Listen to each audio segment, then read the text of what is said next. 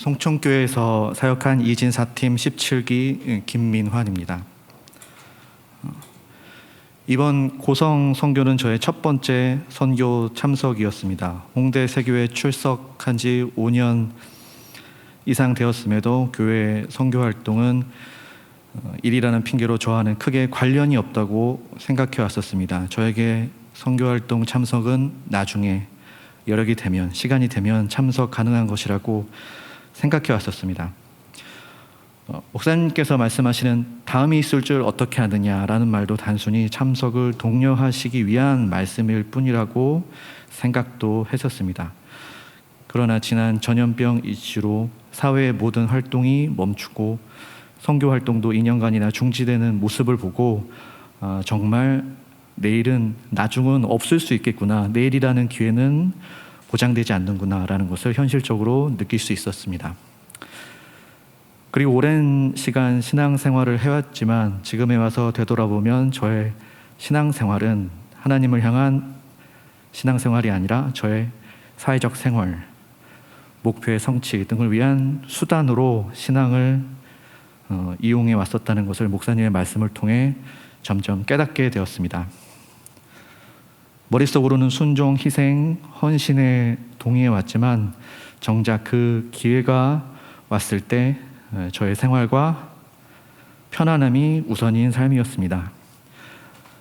목사님의 말씀과 저의 삶을 비교해 보면 내가 하나님을 믿는다고는 하지만 말만 그럴 뿐 삶의 모습 속에 예수님의 모습을 찾아보기 힘들다는 것을 깨닫게 되었습니다.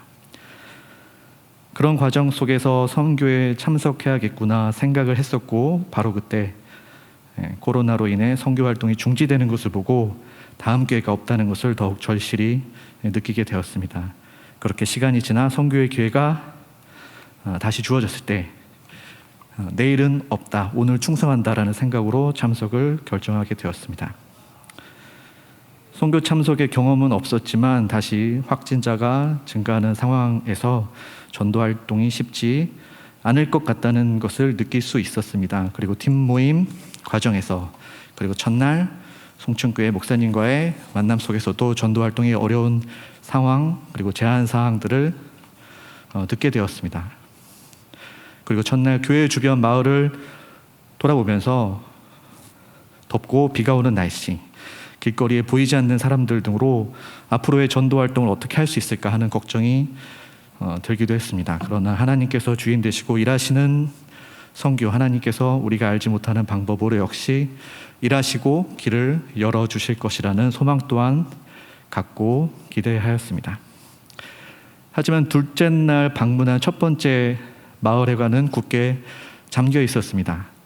두 번째 방문한 마을회관에서도 할머님 한 분밖에 만날 수 없었습니다. 그러나 다행히 그 할머니께서 다른 주변 분들께 연락을 해주셔서 오후 시간에 다시 방문할 수 있는 기회가 만들어졌습니다. 오후에 다시 방문한 마을회관에는 10여 분 가까운 분들이 계셨고, 저희 팀은 오영이 복음을 전하고 또한 수박을 나누고 마사지 팩을 해드리는 등 준비한 전도 사역을 진행할 수 있었습니다.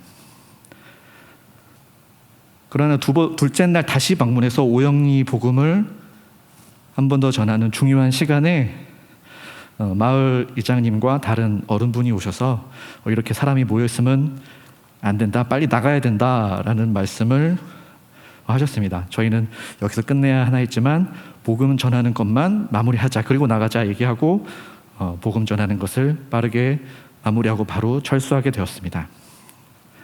두 번째 날에 이 일을 겪으면서 하나님의 은혜가 임하면 어려움도 함께 온다는 것, 또 복음 전파를 방해하는 힘이 있다는 것을 몸으로 경험하였습니다. 그리고 또 차로 이동하는 과정에서 오전에 잠겨 있었던 마을 회관 2층 문이 열려 있는 것을 확인하고, 또 그곳에도 몇몇 분이 계신다는 이야기를 듣고 다음날 그 마을 회관도 방문하여 오영리 복음을 전하고 다양한 활동을 할 수 있었습니다. 그러나 전날 마을 분들께 주의를 들은 것이 있어서 긴장된 마음으로 바쁘고 빠르게 전도 활동을 마무리할 수밖에 없었습니다.